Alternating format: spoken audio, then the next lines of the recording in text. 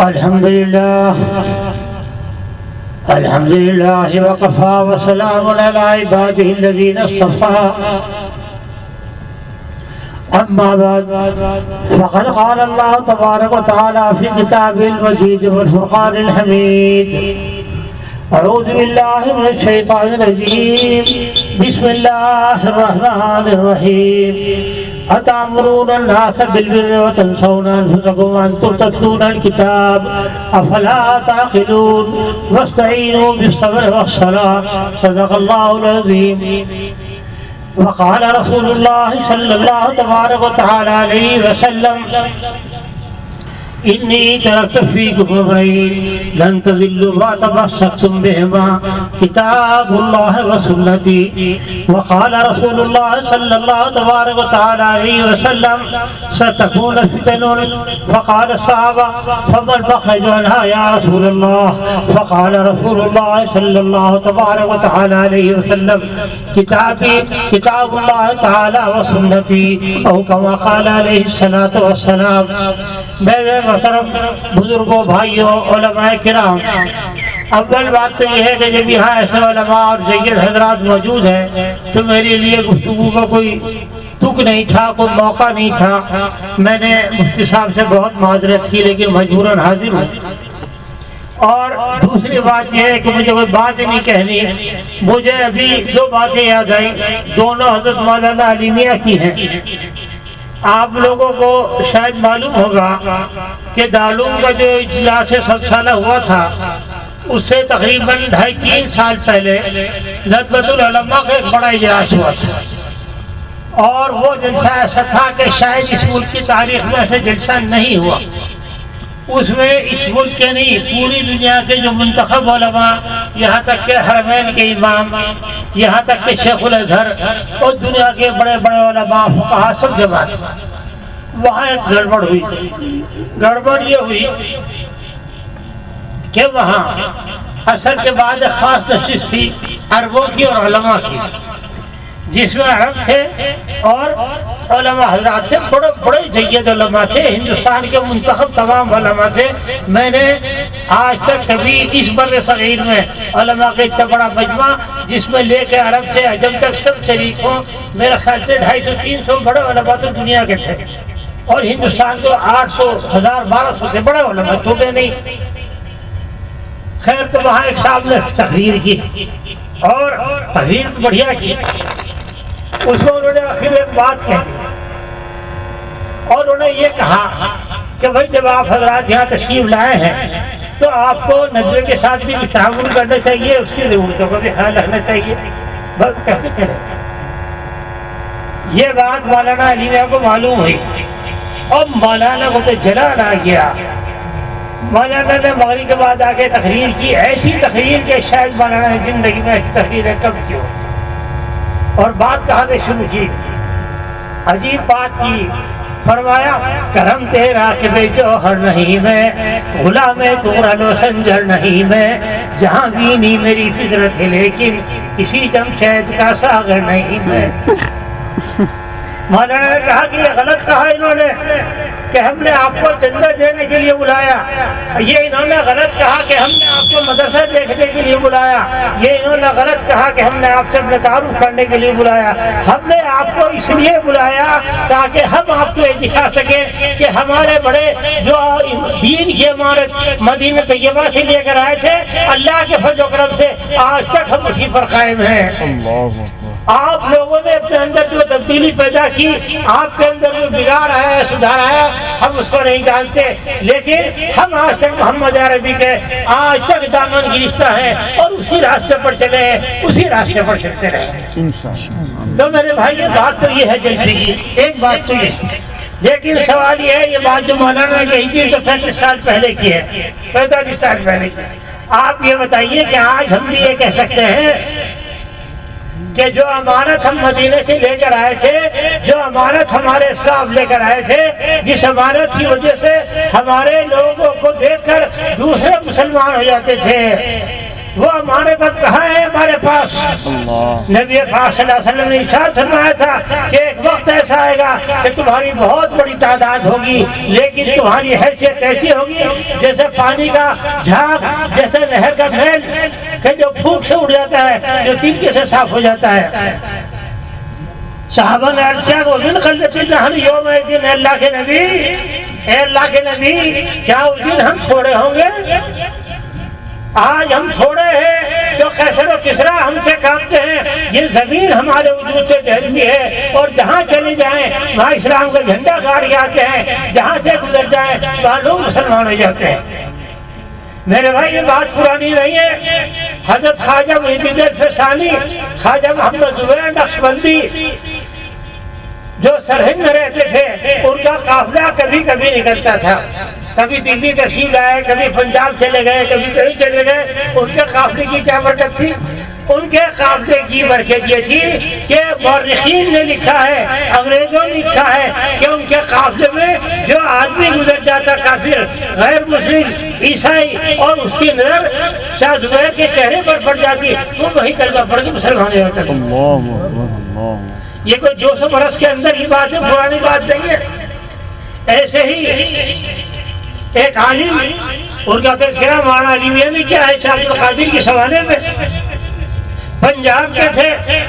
ان کا مسئلہ یہ تھا کہ وہ جس گاؤں سے گزرے وہاں کے مرد عورت گھروں سے نکل گئے کہ اللہ پڑھ لو۔ ان کے ایک ایک سفر میں ہزاروں ہزار آدمی مسلمان ہوتے تھے، اور مولانا الیاس صاحب کے لوگوں میں ایک صاحب تھے، ان کا نام تھا میاجی عبدالرحمان میواتی، وہ بنیے تھے، ان کا باپ بنیے تھا، دکان کرتا تھا میوات میں۔ ایک عمر 14 سال کی تھی، ایک دن انہوں نے خواب دیکھا۔ کیا خواب دیکھا کہ حضرت نبی اکرم صلی اللہ علیہ وسلم تشریف لائے۔ انہوں نے کہا تم مجھے یاد کیا کوئی نہیں کہ میں مسلمانوں کا نبی ہوں، میں محمد صلی اللہ علیہ وسلم ہوں، میں تمہارے سے یہ کہنے آیا ہوں کہ تم مسلمان ہو جاؤ۔ انہوں نے کہا جی بہت اچھا، صبح اٹھ تو مسلمان ہو گئے۔ ان کے والد نے زیادتی کی، کیا کیا کیا۔ پھر وہ مولانا الیاس صاحب کے جو بڑے بھائی تھے مولانا محمد میاں، ان کی صحبت میں آ گئے تھے، اور ان کی خوبی کیا تھی، یہ عبدالرحمان کی، اسے دیکھنے والے اب تک ہم نے بھی دیکھے کہ وہ جب بیٹھ گئے ریل میں، وہ بیٹھ گئے تانگے میں، وہ سبزی لینے گئے تو جو کافر ان سے ملا اس نے کلمہ پڑھ لیا۔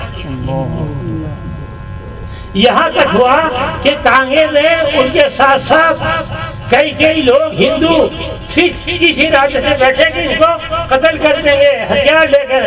انہوں نے دو بات کی، انہوں نے کہا جی ہم سے غلطی ہوئی تو کلمہ پڑھتے ہیں۔ حکومت کو ان پر پابندی لگانی پڑی، لیکن وہ باز نہیں آئے، منع نہیں کیا۔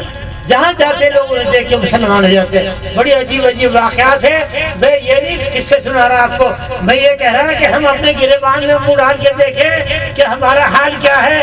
ہمیں لوگ دیکھ کے اسلام قبول کر رہے ہیں یا اسلام سے دور ہو رہے ہیں۔ اتنی سی بات وہ زیادہ لمبی بات ہی نہیں۔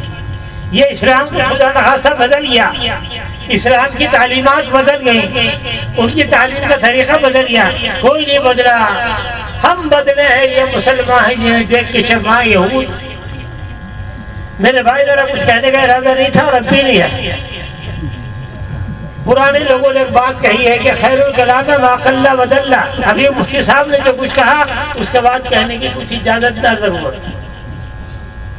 اور ایک بات اور کی، مسلم پرسنل بورڈ کا اجلاس ہو رہا تھا حیدرآباد میں، مولانا علی میاں اس کی صدارت کر رہے تھے۔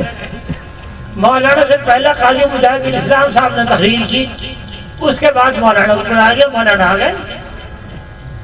مولانا نے فرمایا کہ بھائی قاضی مجاہد الاسلام نے جو تقریر کی ہے اس کے بعد میری تقریر کرنے کا مطلب یہ ہے کہ میں اس تقریر کے اثر کو ختم کر رہا ہوں۔ مقصد تقریر کرنا نہیں ہے، مقصد یہ ہے کہ وہ یہ دین کی بات ہے وہ پہنچانی ہے۔ میرے بھائی لوگ ایک بات کہتے ہیں، نصیحت نصیحت نصیحت کے لیے کوئی نصیحت کرو۔ نصیحت کہتے کس کو ہے؟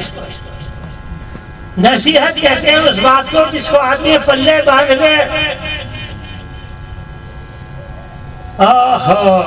جو چبھے دل میں وہی دن کے لیے، ہم نے اپنے عاشقانے کے لیے، ہم نے اپنے عاشقانے کے لیے جو چوہے دل میں وہی جن کے لیے نصیحتیں عام ہوتی ہیں، لیکن آدمی کے اپنی ذات کے اعتبار سے خاص ہوتی ہیں کہ اس میں سے کون سی بات ایسی ہے جو میرے لیے ہے، کہ یہ تو میرا آئینہ ہے۔ وہ چنگا اگر آدمی کے دل میں چھپ جائے، وہ خاطر اگر آدمی کے دل میں چھپ جائے تو آدمی کامیاب ہے۔ اور اگر ہم یوں آئے خدا نہ خاصا کہ مشاعرہ ہے، واہ فلانا تقریر کی ہے بہت اچھی الحمدللہ، اس کا کوئی فائدہ نہیں۔ دو باتیں ہیں، ایک بات تو یہ ہے کہ ہم نے عملی طور پر اسلام کو چھوڑ دیا، میں نے یہ بات تو کہی اور کیا کہا۔ اسلام اس دائرے کا نام نہیں ہے، اسلام اس مشرق و مغرب کا نام ہے، جمیع ما جاء بہ رسول صلی اللہ علیہ وسلم کا نام اسلام ہے۔ وہ اسلام کہاں ہے؟ دنیا میں ایک بہت بڑا مفکر، بہت بڑا شخص گزرا ہے، برنارڈ شاہ، دنیا کے بڑے مفکرین میں سے، وہ ہمیشہ اسلام کی تعریف کیا کرتا تھا۔ ایک مرتبہ وہ یورپ سے مصر جا رہا تھا، غالباً بمبئی میں ٹھہرنا پڑا اس کو 2-3 دن، اسے جہاز کو ہوائی جہاز سے ہوتے ہی بحری جہاز سے سفر ہوتا تھا۔ ہندوستان کے جو مسلمان بڑے دانشور تھے، بہت بڑے بڑے پڑھے لکھے تھے، وہ اس سے ملنے گئے اور یوں کہا کہ آپ اسلام کی اتنی تعریف کرتے ہیں تو مسلمان ہو جائیے۔ مولانا محمد علی جوہر جیسے لوگ گئے اور بہت بڑے بڑے لوگ، اس نے ایک بات کی، اس نے کہا میں تمہارے سے یہ پوچھتا ہوں، میں ایک بات سنوں کہ میں جس اسلام کی تعریف کرتا ہوں، میں جس اسلام کی تعریف کرتا ہوں وہ اسلام ابو بکر و عمر کا اسلام ہے، محمد علی شوکت علی کا اسلام نہیں ہے۔ اور شاید آپ کو معلوم ہو گاندھی جی نے جب یہ ملک آزاد ہوا تھا کیا لکھا تھا اپنے اخبار ہریجن میں کہ نظام انصاف وہ قائم ہو جو عمر نے قائم کیا تھا۔ آپ کو معلوم ہے عمر کا انصاف کیا تھا؟ کہاں سے معلوم ہو کہ جانتے نہیں، پڑھتے نہیں؟ میرے بھائی ہمیں تو اپنی خبر نہیں، اپنے اسلاف کی خبر نہیں، اس علاقے کی خبر نہیں، یہاں کی بزرگوں کے خدمات کی خبر نہیں، ہمیں کیا خبر اسلام کیا چیز ہے؟ معاف کیجیے،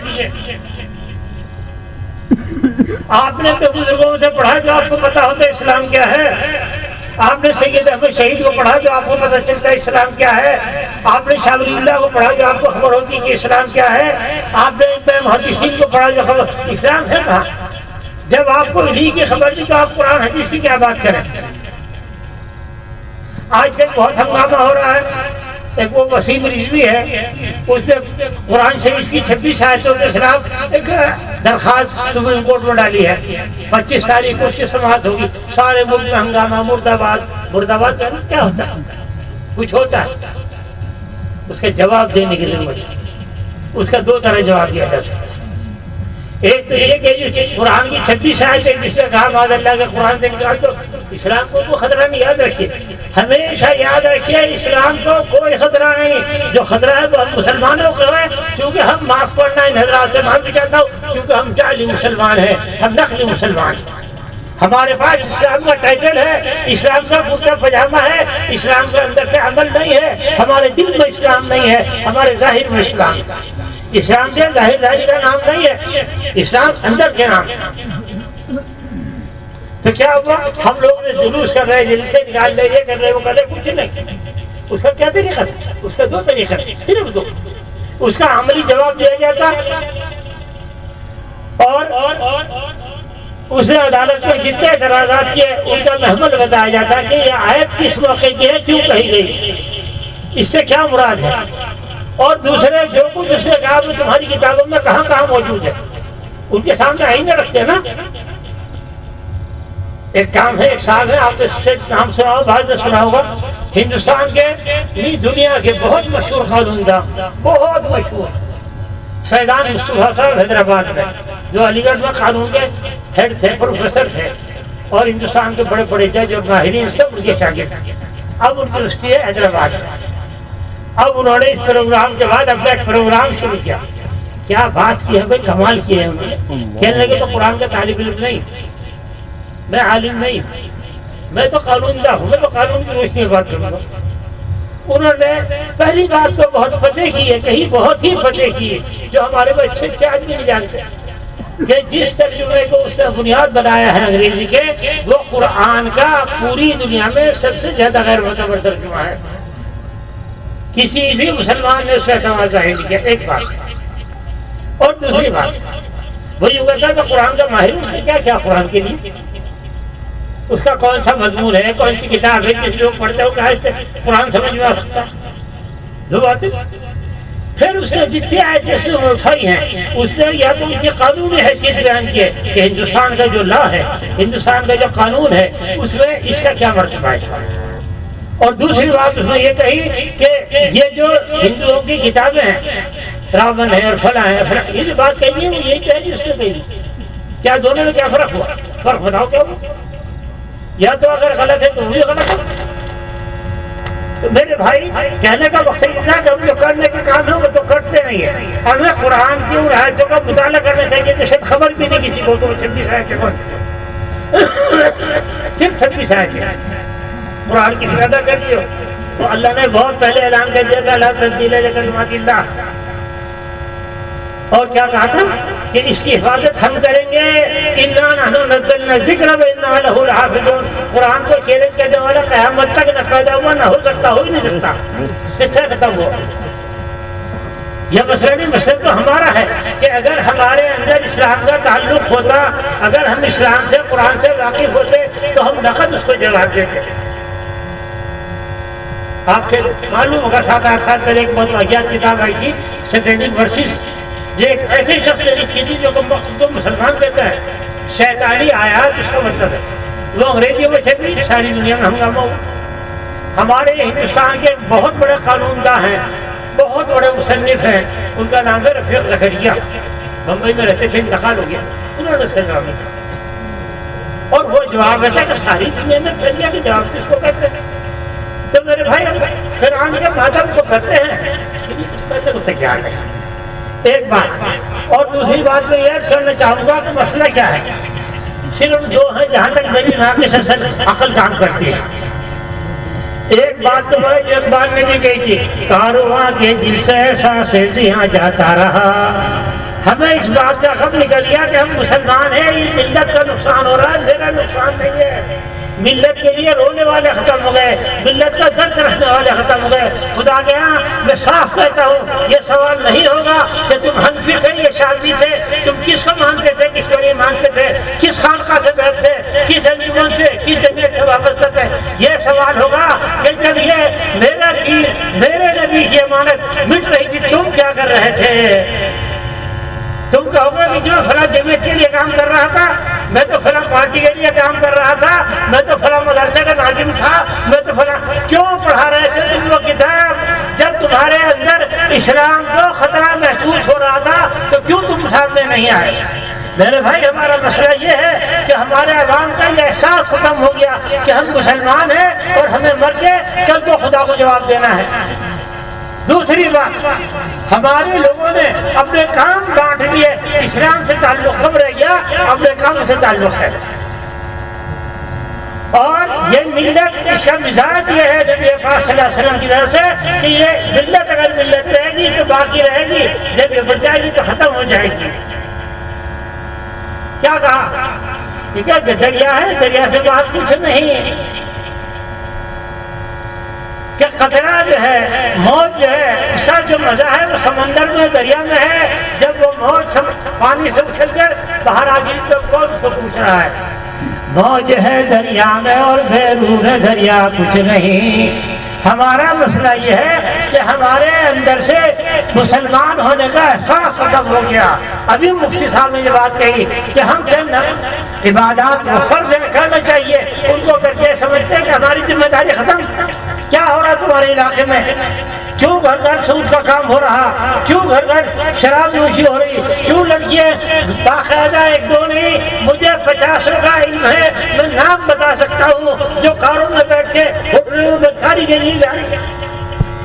جب وہ گھر آ رہی ہیں سوٹ لے کر، جب وہ گھر آ رہی ہیں پیسے لے کر، کیوں کسی کے بات میں غیر کو نہیں احساس ہوتا؟ کیوں محلے والے اس کو بائیکاٹ نہیں کرتے؟ کہ جوان لڑکیاں 18-18-20 سال کی یہ رات کو 2 بجے کہاں سے آتی ہیں؟ کیوں محلے والے ان کو بائیکاٹ نہیں کرتے؟ یہ ہمارے مساجد کے ائمہ، یہ ہمارے مدرسوں کے ذمہ دار، یہ علاقوں کے دینی رہنما کیوں نہیں لوگوں سے کھڑے ہو کر کہتے؟ اس لیے کہ ہمارے مفادات ہیں، ہماری دعوتیں ختم ہو جائیں گی، ہمارے مدرسوں کو چندہ بھی نہ کر جائے گا، ہماری وقفہ ختم ہو جائے گی۔ میرے بھائی تو نبیوں کا وارث کہا گیا تھا نہیں، انبیاء علیہ السلام کا وارث علماء کو کہا گیا تھا۔ تو کیا انبیاء کا یہ کام تھا؟ وہ تو ہے کہ جان بھی اگر خطرے میں ہے تو ہے، لیکن خدا کا پیغام پہنچانا ہے۔ دل کی چوٹ بلا خوف لومۃ لائم، یہ پہچان ہونی چاہیے ہماری اور آپ کی کہ ہم کسی کا خوف نہ کریں۔ کوئی بڑے سے بڑا آدمی ہو، بڑے سے بڑا مفاد ہو، بڑے سے بڑی برادری ہو، بڑے سے بڑا لیڈر ہو، اس کا منہ میں بات کہنے کی ہمت رکھنی چاہیے۔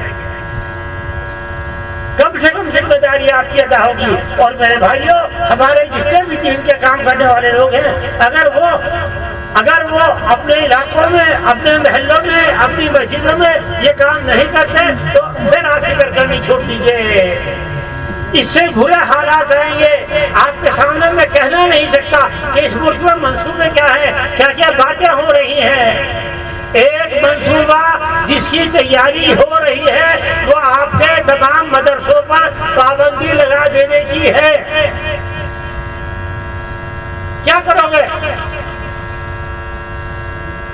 کچھ بھی نہیں، سوچنے کو تیار نہیں ہے۔ ہم نے اپنے خرافات ایسی جوڑ دی ہیں، کسی کا نہ دل میں کانٹا چبھتا، نہ کسی کی آنکھ سے آنسو گرتا، نہ کسی کی رات کی نیند جاتی کہ امت کہاں جا رہی ہے، ہو کیا رہا۔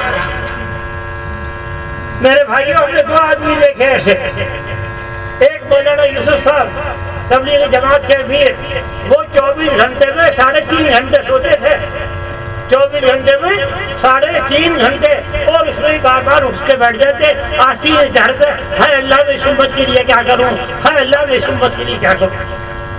انہیں چین نہیں تھی، یہ امت بگڑ رہی ہے، تباہ ہو رہی ہے، خدا کیا میں کیا جواب دوں گا۔ اور ایک مولانا علی نے اس کا بھی یہی حال ہے۔ ہمیں احساس نہیں ہوتا کہ ہو کیا رہا۔ ہم خبریں سنیں گے، تبصرے کریں گے۔ میرے بھائی، اگر یوں تبصرے کرنے سے اور یوں تقریر کرنے سے ہمارے حالات بدل جاتے تو 1857 میں بدل جاتے، 1947 سے پہلے بدل جاتے۔ قدرت نے نظام میں رکھا ہے، جو کوشش کرے گا وہ پائے گا، جو بولے گا۔ ہمارا اجتماعی نظام ختم ہو چکا ہے۔ ہم نے اپنے گھروندے بنا رکھے ہیں، ہم ان کے لیے، ملت کے لیے نہیں کر رہے۔ اکثر کاموں میں اپنی ذات کا دخل ہوتا ہے، جو بہت افسوس کی بات ہے۔ اگر ہمارے مساجد، ہمارے مدرسوں کے ذمہ دار، ہمارے دین حضرات اس بات کا ارادہ کر لیں کہ وہ اپنے علاقے میں گھر گھر جائیں گے، دروازے کھلتے کھٹکھٹائیں گے، تب بات بنے گی۔ یہ تبلیغ کا کام خام چل گیا۔ پتہ ہے مولانا الیاس صاحب نے 15 سال، اور ان سے پہلے ان کے باپ نے اور ان کے بڑے بھائی نے تقریباً 45 سال محنت کی، جب جا کے لیواس سے کام اٹھا تھا۔ مولانا الیاس صاحب کے واقعات آپ نے سنے ہوں گے کہ وہ کسی کو سمجھانے گئے اور وہ کھڑا ہوا اور زور سے لات ماری، کہنے لگی جانے کا نہیں عرض، وہ گر پڑے، یہاں تک کہ بے ہوش ہو گئے، اور یوں کہا کہ اگر تو میرے پاس آیا، مجھے ہاتھ آیا تو میرے سے برا کوئی نہیں ہوگا۔ مولانا الیاس کو جب ہوش آیا، اٹھ کے گئے تو جا کے اسے پیر پکڑ لیے، یوں کہا تو نے ہاتھ تو لگانے کو منع کیا تھا، پیر پکڑنے کو تو نہیں منع کیا۔ اس نے کیا کہا مجھے، یوں کہا کہ مولوی تو نے تو مجھے مار دیا، بول کیا چاہے۔ وہ آدمی صرف لنگوٹ باندھتا تھا، اس کے یہاں رواج تھا، چودھری تھا علاقے کا، صرف لنگوٹ باندھتا تھا، بالکل ننگا رہتا تھا، کبھی نماز نہیں پڑھی۔ نے کہا صحیح کپڑے پہن، نہا دھو، پاک ہو، میرے ساتھ مسجد چل۔ اور اس آدمی کا نام کیا تھا سنا کے بھی؟ اس کا نام تھا میاں جی موسیٰ۔ وہ آدمی تھا کہ جس کے لیے مولانا الیاس شہادت دیتے تھے کہ یہ ایسے آدمی ہے کہ جن کی دعا اور ان کی آواز کبھی رد نہیں ہوتی۔ سمجھے آپ؟ تو میرے بھائی کرنے سے کچھ ہوتا ہے۔ مولانا یہ تب یہ خامخواہ تھوڑی چل گئی۔ مولانا الیاس نے یہ 3 لوگوں نے دین کا کام کیا ہے، میں خاص آدمی کو نہیں کہتا، سب نے۔ کتنی محنتیں کی ہیں، کتنی قربانیاں دی ہیں، کتنی جدوجہد کی ہے. جب ان کے در سر پر لگے ہیں. ہمارے شیخ مولانا زکریا صاحب خوب کہا کرتے تھے، بار بار کہتے تھے، ان کی کتابوں میں بھی ہے، ملفوظات میں بھی، کہ جو آدمی ہماری انتہا دیکھے کہ حضرت ہے، مقبولیت ہے، تحفے ہدیے تحائف آ رہے، لوگ مسافر کر رہے، وہ ناکام ہے. اور جو ہماری ابتدا دیکھے وہ کامیاب ہے، کہ جدوجہد کر رہے، محنت کر رہے، اسلام کے لیے قربانیاں دے رہے، ٹھوکرے کھا رہے، فاقے کر رہے. ہمارے والد صاحب سنایا کرتے تھے، ہمارے یا صاحب ایک مرتبہ جماعت میں گئے، آگے میں بات، اور میاں صاحب نے یہ طے کر لیا تھا کہ جب تک کہ جماعت نہیں نکلنے کی ہم نہ کچھ کھانے نہ پینے. اللہ میاں کو ان کے امتحان لینا تھا. علاقے کا 3 دن پیدل سفر کیا، کسی ایک آدمی نے نہ کھانے کو پوچھا نہ پانی اور انہوں نے بھی سوال نہیں کیا. اسی حال میں واپس آ گئے. تو اللہ کا راستہ تو جب کھلتا ہے، ہم نے یہ طے کر رکھا کہ دنیا میں جتنی نعمتیں یہ تو ساری ہمارے حصے میں، اور امت کے پاس جو آفات آتے وہ دوسرے کے حصے میں یہ نہیں ہوتا. میرے بھائیوں، مجھے کچھ عرض بھی کرنا تھا. مفتی صاحب کی تقریر بالکل کافی اور وافی ہے اگر آپ کو سمجھ ہو. لمن کان لہ قلب اور قد سمعہ وہ شہید، جس کو سمجھ ہو پوری بات دین کا خلاصہ. اور یہ ذمہ داری آپ لوگوں کے خاص طور سے جو یہاں بیٹھے ہوئے کہ اس آواز کو، اس پیغام کو گھر گھر پہنچائیے. ہمارے سماج میں جو برائیاں ہیں، جو بدکاریاں علانیہ ہو رہی ہیں، سب کہتا ہوں کچھ شرم کی بات نہیں ہے. کوئی گاؤں، کوئی بستی یا بیستی نہیں ہے جہاں سے لڑکیاں باقاعدہ بدکاری کے لیے نہیں جا رہی. یہاں سے میرٹھ سے اور دلی تک سب ہوٹل کھلے پڑے ہیں. ایک فوٹر اور حاضر، ان کے گھر والے نہیں پوچھتے کہ تم گئی تھی، یہ جو تم 5,000 کے سوٹ پہن رہی یہ کہاں سے آیا، یہ جو تیرے پاس 20,000 کا موبائل ہے کہاں سے آیا. کیونکہ وہ گھر میں جو آئی تو گھر کے لیے بھی بہت کچھ لے کر آئی. تمہارے کتنے نوجوان ہیں جو نشے کے عادی ہو گئے، کتنے لوگ شراب پی رہے. اور ہم تو اپنے علاقے کی بات کہتے ہیں کہ وہاں شراب کا اور منشیات کا دھندا جتنے لوگ کر رہے وہ سب مسلمان. اور دیکھا آپ نے لوگ ہاتھوں میں کھڑے پہنتے ہیں، سونے کے بندے پہنتے ہیں، اور ابھی خباثت اور چلی ہے، بہت زیادہ عام ہو رہی ہے. وہ صریحاً یہ شاعر پڑھ رہے ہیں. جو آدمی اس میں مداحنت کرتا ہے اور اس میں کسی کی وجہ سے بھی خاموش رہتا ہے وہ یقیناً ان کے ساتھ شریک ہے. وہ سروں پر چوٹیاں رکھنے لگے ہندوؤں کی طرح اور اس میں چھلے پہننے لگے. باہر نکل کے دیکھیے آپ لوگ کیا دیکھتے ہیں اس معاشرے میں. کیوں نہیں اس سے نکیر کرتے، کیوں نہیں ممبروں پر بولتے، کیوں نہیں ان کو ٹوکتے. میرے بھائیوں معاف کرو، تم 1,00,000 مرتبہ تسبیح پڑھو اور ایک آدمی کو کافر ہونے سے بچا لو، یہ بڑی قیمتی چیز ہے، بڑی چھوٹی تسبیح ہے. تمہارے سامنے لوگ مرتد ہو رہے، تمہاری نسلیں کافر ہو رہی، تمہارے لڑکیاں ہندوؤں کے ہاں بغیر کسی سے رہ رہی ہیں اور غیرت نہیں آتی. آخر کیا ہو گیا یہ؟ کیوں آنکھیں نہیں کھلتی؟ کس چیز کا انتظار کر رہے؟ اب تو سب کچھ ہو چکا. کیا خدا نخواستہ کسی بڑے عذاب کا انتظار ہے، کسی زمین کے دھسنے کا انتظار ہے، کسی آفت کا انتظار ہے؟ آخر کیوں نہیں؟ میرے بھائیوں، اس بات پر غور کرنے کی ضرورت ہے، اس پر سوچنے کی ضرورت ہے، اور ہمیں اپنے اس میں گرا بھاگ کر لے جانے کی ضرورت ہے کہ ہم اپنے علاقے میں جا کر کیا کام کرنا ہے. اب یہ جو آپ کے چھوٹے چھوٹے بہن کو بچانے کا مسئلہ نہیں ہے، اب تو دین کے بچانے کا مسئلہ ہے. اس ملک میں جو کچھ ہو رہا ہے میں صاف کہہ رہا، یہاں کی حکومت کا جو مقاصد ہے شاید آپ کو اس کا 5واں حصہ بھی بتا دیں. ہمیں اس بات سے تھوڑی سی دلچسپی ہے، خبر رکھتے ہیں کہ اخباروں میں کیا ہو رہا، حکومت کیا سوچ رہی، کہاں کیا آ رہا. لوگ طرح طرح کی چیزیں بھیجتے رہتے ہیں ملک بھر سے، ہم پڑھتے اس کو رکھتے رہتے ہیں. تو خدا نخواستہ بھی آپ نے سنا ہوگا 15 دن پہلے کیا ہوا پتا ہے؟ نہیں پتا. سری لنکا میں 1,000 سے زیادہ مدرسے تھے، 5 منٹ کے اعلان میں سب بند. حکومت اعلان کے اندر کوئی مدرسے کو تالا لگا دیا.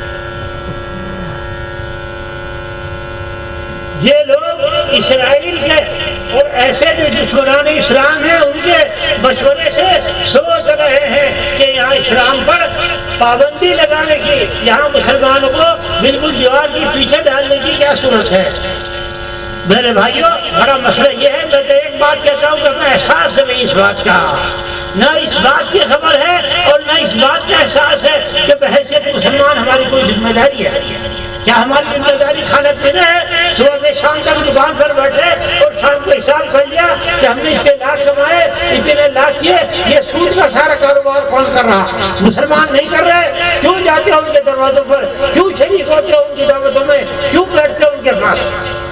یہ کام مدرسے والوں کا نہیں ہے، یہ علماء کا نہیں ہے، یہ مفتیان کا نہیں ہے، حرام کام ہو رہا ہے۔ لڑکیاں کھڑی ہیں ننگے لباس میں استقبال کے لیے، کھڑے ہو کر کھانا ہو رہا ہے، گانا بج رہا ہے، ابھی کی بات ہے، اور 5-6 مفتی وہاں اندر کھڑے ہوئے کھانا کھا رہے ہیں۔ وہ کہہ رہے کہ یہ حاضر نہیں ہے کیا؟ ان کے پاس دیوبند کی سند نہیں ہے کیا؟ یہ تو منع نہیں کر رہے، تم کیا ہم کو منع کرتے ہو؟ میرے بھائیوں یہ جب تک کہ آپ نہیں کریں گے، قرآن میں دونوں چیزوں کا صدقہ ساتھ ساتھ ہے، امر بالمعروف اور نہی عن المنکر۔ ہم لوگوں نے نہی عن المنکر کو بالکل چھوڑ دیا اور کرتے ہیں چھوٹی چھوٹی باتوں پر۔ کسی ایک بڑے سمجھدار آدمی نے بہت زمانہ ہوا ایک بات کہی تھی، وہ مجھے بہت یاد آتی ہے۔ یوں کہتے ہیں ہندوستانی مسلمانوں کا مزاج یہ ہے، ہندوستانی مسلمانوں کا مزاج یہ ہے کہ یہ کفر غالب سے ڈرتے ہیں اور کفر مغلوب کے خلاف تحریک چلاتے ہیں۔ یہ نہیں ہے کتنا ملک، اس ملک میں کتنا آدمی مرتد ہو رہا ہے آپ کو خبر ہے؟ کتنی لڑکیاں ہندوؤں سے بغیر نکاح کے بغیر اس سے ان کے گھروں میں رہی ہیں، آپ کو معلوم ہے؟ کیسی بات ہے؟ کہیں نہیں بتائیں گے مسلمان ہے، گوشت کھانے کے گوشت کھانے کا میرے بھائی صاحب بات ہے، گوشت کھانے کرتا پجامہ پہننے کا نام ہر چیز اسلام میں ہے۔ جب تک کہ آپ کے دلوں کو شعلہ نہ روشن ہو جو ماں سے اللہ کے علاوہ سب کو پھونک کر رکھ دے، یہ احساس نہ ہو کہ میں مسلمان ہوں اور یہ احساس نہ ہو کہ ساری باتیں میری وجہ سے ہو رہی، میں ذمہ دار ہوں، مجھے کہنا چاہیے، مجھے بولنا چاہیے، جب تک کچھ ہونے والا نہیں ہے۔ یا آپ کے جتنے کام ہیں آپ کو مبارک، سب بھلے کام ہیں، لیکن صرف یہ نہیں، جب تک کہ مدرسے کے باہر چرس بک رہی آپ روکتے نہیں۔ میں اپنا تجربہ سناتا ہوں۔ ایک مدرسے والوں نے بلایا کہ صاحب ہمارے علاقے میں، مجھے پہلے سے پتا ہے ہمارے یہاں بہت بڑا کام ہے منشیات کا ہے، افیم کا، چرس کا، کہ کوئی آدمی یہاں آ کے ان کے خلاف بولنے کو تیار نہیں، بہت بدماش لوگ ہیں، آدمی کو زندہ اٹھا لیتے ہیں، قتل کرتے ہیں۔ کیا بات ہے؟ چلو بات کہنی تو کہنی ہے۔ گئے ماشاء اللہ سارا گاؤں جمع ہو گیا، بات کہی۔ میں نے کہا ان کا ایک علاج ہے کہ تم ان کا بائیکاٹ کرو، نہ ان کو اپنی شادی تقریبات میں بلاؤ، نہ تم ان کے ہاں جاؤ، نہ ان کے جنازے میں شریک ہو۔ باتیں ہوئی۔ اب کیا ہوتا ہے؟ اسی مدرسے کا جلسہ ہوتا ہے اور وہی صاحب آتے ہیں کہ آپ کے سارے مہمانوں کا اور مدرسے کا خرچہ میرے ذمہ کہ ہاں سبحان اللہ۔ میں تو دروازے سے واپس آ کے لوگوں کی حرامت کر رہے تھے، پتا ہے شراب کا، افیم کا، چرس کا کام کرتا ہے، مدرسے کا جلسہ کرا رہا ہے۔ اس جلسے سے سوائے خباست کا اور کیا نمودار ہوگا؟ نہیں کیا انہوں نے بہت برا لگا، میں کچھ کہوں تو میرے بھائیو یہ ہو رہا ہے، جس کا نام تو مجاہدت نہیں، منافقت ہے، منافقت۔ شام رات کہو اس پر ڈٹ جاؤ، جب تک کہ تمہارے دلوں میں غورے کا خوف رہے گا یہی رہے گا۔ ایک دم سے ڈرو، وہی سب کچھ کرنے والا ہے، اس کے علاوہ کسی کے ہاتھ میں کوئی اختیار نہیں۔ ان لوگوں کے ہاتھ میں کوئی اختیار تھوڑی ہے، اور وہ امتحان لیتا ہے، اور وہ امتحان لیتا ہے۔ جب آپ امتحان میں آگے بھی کامیاب ہو گئے تو نمبر زیادہ دیتا ہے۔ اقبال نے کیا کہا تھا؟ مقام زندگی دیگر، مقام بندگی دیگر، مقام عاشقی دیگر۔ مقام بندگی دیگر، مقام عاشقی دیگر، ضروری سجدہ می خواہی زخا کی پیش راخائی، چنا خدرا نگہداری کہ بائی بے نیازی ہا، چنا خدرا نگہداری کہ بائی بے نیازی ہا، شہادت پر وجود خود زخون دوستاں خواہی، شہادت پر وجود خود زخون دوست۔ جب کام کرو گے تو قربانی آئے گی، اور جب قربانی آئے گی سمجھو تمہارے کام میں کچھ کمی ہے۔ میرے بھائیوں بس میں تو یہی بات کہہ کے اجازت چاہتا ہوں کہ آپ لوگوں کی فرداً ایک ایک آدمی کی ذمہ داری ہے، اپنے علاقے کے لیے کھڑا ہو جائیے، وہاں جتنی برائی ہے ان سے ٹکرائیے، اور سب سے برائی ان شرک لظلم عظیم، اور یہ سارے شرک کے مظاہر ہیں۔ چوٹیاں رکھنا، مرد رکھ رہے 50 لوگوں کو میں دیکھ چکا ہوں، سر میں باقاعدہ بڑی بڑی چوٹیاں ہندوؤں سے بھی بڑی، اور اس میں چھلے ڈالتے ہیں اور اس میں مسلمان نہیں ہے، کوئی مفتی فتوا دے، لیکن جو اس کو اچھا سمجھ کے کہہ رہا ہے وہ مسلمان نہیں ہے۔ ہاتھوں میں کڑے پہنتے ہیں، دونوں کانوں میں جوتے پہنتے ہیں، کیا ہو رہا ہے؟ سارے کیوں آنکھیں بند کیے بیٹھے؟ اگر آپ لوگ کوشش کرتے تو ایسا ہوتا، ہر چیز نہ ہوتا۔ ذمہ داری دینی علماء کی ہے، ذمہ داری دینی ذمہ داروں کی ہے، وہ تبلیغ کے ہو، وہ مدرسے کے ہو، وہ علاقے کے ہو، کہ جب کوئی برائی آئے آنکھیں بند کر کے بیٹھ جاؤ۔ میرے بھائی نہیں، یہ برائی نہیں ہے، یہ سیلاب ہے جب یہ تمہارے گھروں میں داخل ہوگا ان کو ختم کرے گا، جب پتہ چلے گا کہ کیا ہو رہا ہے۔ ضرورت اس بات کی ہے کہ ہم لوگ بیدار ہوں، اس بات پر فخر کریں کہ ہم مسلمان ہیں، اس بات پر فخر کریں کہ ہم محمد رسول اللہ صلی اللہ علیہ وسلم کے نام لیوا ہے، اور جو امانت ہمارے بڑے وہاں سے لے کر آئے تھے ہم نے سینے سے لگائے رکھے ہیں اور سینے سے لگائے رکھیں گے۔ میرے بھائیوں اس کے لیے کوشش کرنی پڑے گی، اس کے لیے جدوجہد کرنی پڑے گی، اس کے لیے دروازے جانا پڑے گا، اس کے لیے خوشامد کرنی پڑے گی، تب کام ہوگا۔ یہ سیدھا آج کل کیا کہتے ہیں گرام پنچایتوں کے الیکشن کا ہے، آپ کیا دیکھتے ہیں؟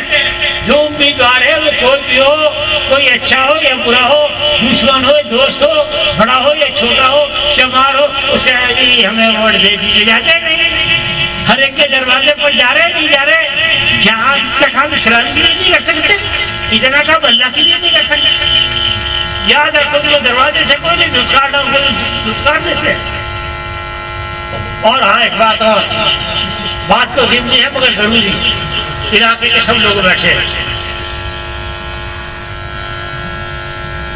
یہ جو الیکشن آ رہے ہیں اس میں ایک بہت بڑی بیماری اور کمی کیا ہے؟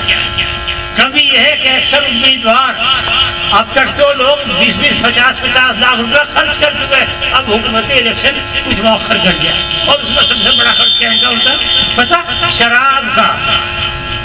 شراب، وہ لوگ جو جماعتوں میں وقت لگا رہے ہیں، وہ لوگ جو بزرگوں کے عقیدت مند ہیں، وہ لوگ جو ذکر کی سن جا رہے ہیں، وہ عوام کو شراب کی بوتلیں تقسیم کر رہے ہیں تاکہ ہمیں ووٹ دیں۔ میرے بھائی ایسے لوگوں کو بائیکاٹ کرنے چاہیے، وہ کوئی بھی ہو۔ اس بات کے لیے آواز لگاؤ، اس کے لیے کوشش کرو، اور اس معاشرے کو سدھارنے کی کوشش کرو۔ اور معاشرے میں سب سے بڑی بیماری میں نے بھی کہا تھا، قرآن کریم کے ہاں شرک ہے، اللہ تعالیٰ شرک کو معاف نہیں کرے گا، ان الشرک لظلم عظیم، اور اللہ کو شرک سے زیادہ کوئی چیز ناپسند نہیں۔ ہمارے یہ نسلیں، ہمارے بچے، ہمارے لڑکے، ہمارے لڑکیاں سب کے سب کافرانہ رسومات میں مبتلا ہو رہی ہیں۔ ہم شتر موت کے طرح آنکھیں بند کیے بیٹھے کہ کچھ نہیں ہو رہا۔ میرے بھائیوں اس کے لیے کھڑے ہوئیے، اس کے لیے عہد کر کے جائیے، اس کے لیے ارادہ کیجیے، اس کے لیے حوصلہ کیجیے۔ ہر مسجد سے، ہر مرکز سے، ہر مدرسے سے یہی آواز بلند ہونی چاہیے، ہر دین آنے کی پہلے تقاضا یہ ہے کہ جب تک کہ یاد رکھیے ایک بات ہمیشہ یاد رکھیے، اسلام کی کیا تاریخ کیا کہتی ہے؟ 6ویں صدی سے لے کر آج تک دنیا میں جتنے بھی مصلحین اور مجددین کھڑے ہوئے، ہندوستان میں دیکھ لو، نظام الدین اولیاء ہو، بعد میں حضرت مجدد فسانی ہو، شاہ ولی اللہ ہو، سید احمد شہید ہو، کوئی بھی ہے، انہوں نے پہلی آواز شرک کے خلاف لگائی ہے۔ شرک کے ساتھ کوئی مفاہمت نہیں، کسی بھی درجے میں نہیں، کسی بھی درجے میں نہیں، کسی بھی درجے میں نہیں، کوئی نفع ہو یا نقصان، ہم تو ایک راستہ ہے ہمارے لیے کافی، جو ہمارے نبی پاک بتا گئے، جو قرآن بتاتا ہے۔ تو میرے بھائیوں بس یہ کہنا ہے، اس کے لیے کوشش کیجیے، یہاں سے ارادہ کر کے اٹھیے، فیصلہ کر کے اٹھیے کہ اپنے اپنے علاقے میں اس جدوجہد کو کریں گے، اور اگر نہیں